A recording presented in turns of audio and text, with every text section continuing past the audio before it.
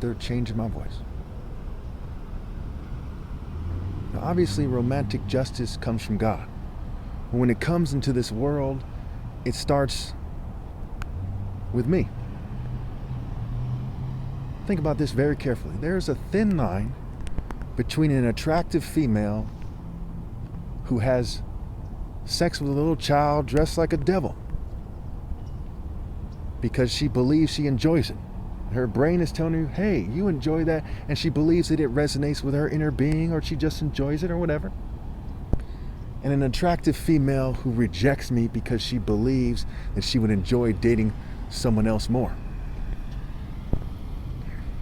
You see, it is the principles of romantic justice that tells us that this is true. What is the fair thing for her to do?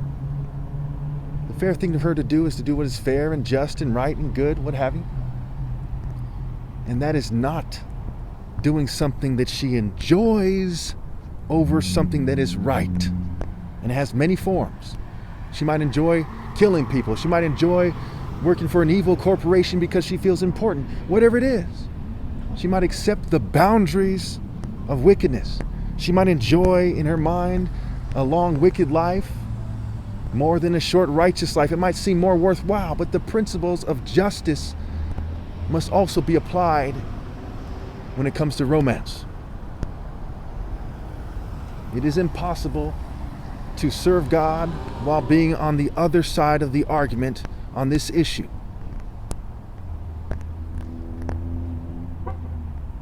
Christ is called the bridegroom. Marshall is marital scramble, and I, Christ, and the bridegroom. The parable of the wedding banquet, the parable of the tenants. Psalm 19, the bridegroom, the champion. If you don't want God's Son to have true love more than you value your own life, then how could you claim to be serving God? More than you value your family's lives outside the divine order, what are they? They are just mere rebels. Because they happen to be rebels who come from your flesh more directly, or are more connected to your flesh, you think they have more value than doing God's work? So if you're an attractive female, why would you reject the Son of God?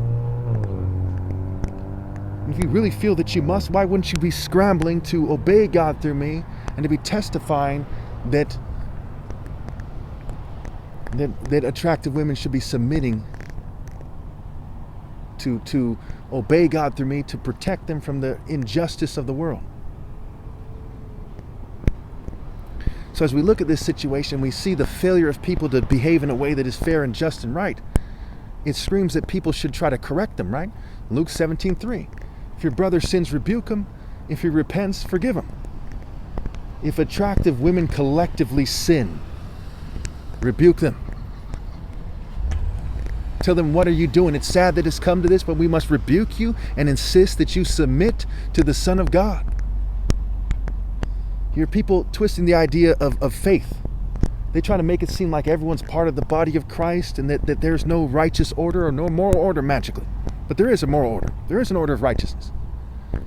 When a woman is choosing someone based on their money or their social status or anything else that's shallow like that, their sense of who's their type, instead of based on what is morally right first and foremost, and then you consider these other things, there's something seriously wrong. And the people who are arguing that faith by itself is magically good enough are on the wrong side of a debate between God and the devil. One that God has always won and always will win. They're trying to set the stage for people to leverage their status in society, their behind the scenes connections, like it says in Proverbs.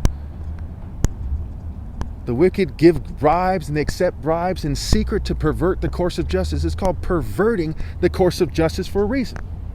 Because it's perverted to lie about this issue. It's perverted to pretend that my righteousness doesn't surpass the wealth of everyone who's ever lived put together. What is their worldly wealth? It's nothing. Why should a woman look for that first and not value my righteousness and value that? What they have been teaching has set the stage for that to occur. And so now their judgment is heavily flawed. They are drunk off the blood of the saints, and their marriages and relationships aren't valid as a result. Because you have to insist on what is right and you have to live what is right to truly have the sobriety and the vigilance that is necessary to make a sound choice when dating.